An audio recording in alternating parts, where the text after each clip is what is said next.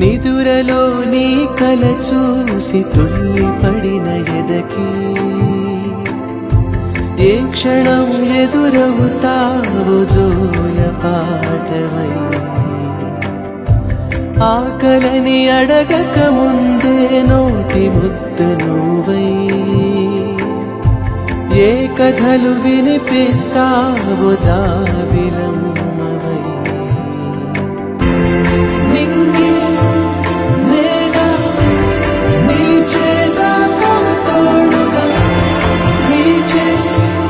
గాలి వెలిగే తారల సాక్షిగా